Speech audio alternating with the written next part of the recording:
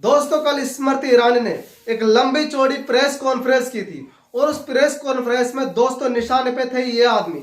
इस आदमी का नाम है दोस्तों जॉर्ज सोरोस। अमेरिका का अरबपति आदमी है दोस्तों ये आदमी। और इस पर आरोप लगाया था, स्मृति ईरानी ने कहा था कि ये आदमी देश की विपक्षी पार्टियों को फंडिंग करता है और जो देश की सरकार है, मोदी सरकार को अस्थिर करने का काम कर रहा है, यानी कि सरकार को गिराना चाहता है ये आदमी जॉर्ज सोरोस। दोस्तों, ये बात स्मृति ईरानी ने कही दोस्तों। इसके बाद दोस्तों हमने इस आदमी का बायोडाटा खंगाला दोस्तों, हमने सर्च करना शुरू कर दिया इस आदमी के बारे में। दोस्तों, जॉर्ज सोरोस पर दोस्तों पहले भी ये आरोप लगते रहे हैं कि ये सरकारों को पैसा देकर गिराने का काम करते हैं, लेकिन दोस्तों इस बार जॉर्ज सोरोस जो बोले हैं, बोले तो पहले भी थे, लेकिन इस बार जो बोले हैं वो अडानी के बारे में बोले हैं।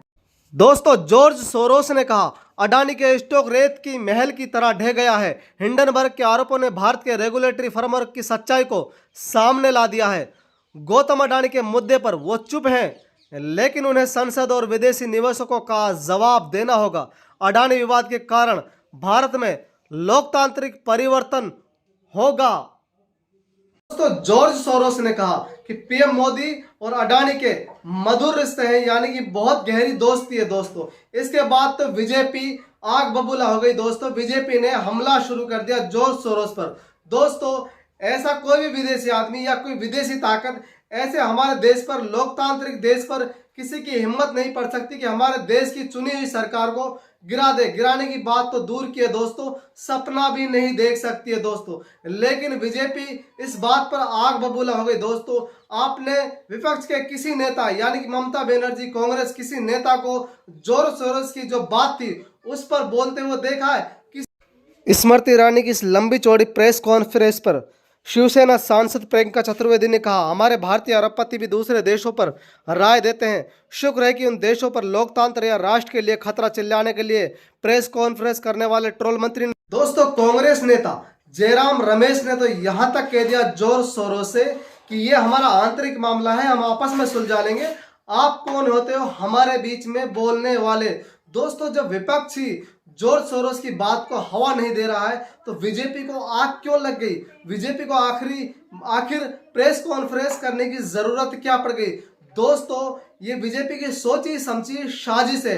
पहले दोस्तों बीबीसी पर बैन लगाना, उसके बाद दोस्तों हिंडनबर्ग रिसर्च कंपनी का जो अडानी पर आया है बयान, उसके बाद दोस्तों अब ये कहना चाहती है बीजेपी कि विदेशी ताकत देखो मोदी पर कैसा हमला कर रही है, मोदी को कैसे गिराना चाहती है, मोदी सरकार को गिराने की कोशिश करी जा रही है।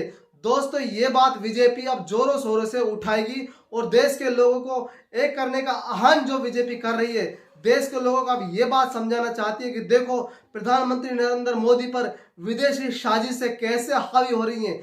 लगातार एक के बाद एक बीजेपी अब ये जताने की कोशिश करेगी दोस्तों, और इसे मुद्दा बनाएगी, जोर शोरों से भुनाएगी इस मुद्दे को दोस्तों। बीजेपी कहीं ना कहीं अब इसे मुद्दा बनाने की फुल कोशिश कर रही है दोस्तों। जब बीजेपी अगर इस बात को हवा ही नहीं देना चाहती अडानी मुद्दे पर, अगर बीजेपी पाक साफ है तो संसद में फिर बहस क्यों नहीं कराती? क्यों जेपीसी जांच क्यों नहीं कराती? जेपीसी जांच करा ले, हवा दूध का दूध और पानी का पानी हो जाएगा।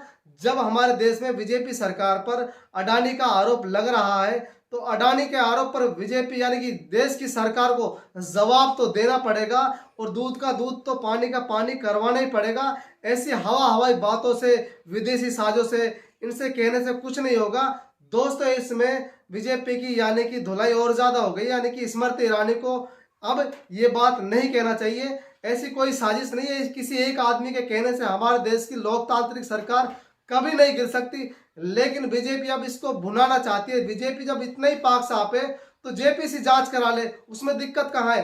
दूध का दूध और पानी का पानी हो जाएगा। आप हमारे चैनल पर नए आए हैं तो हमारे चैनल को सब्सक्राइब जरूर करें, लाइक करें, शेयर करें।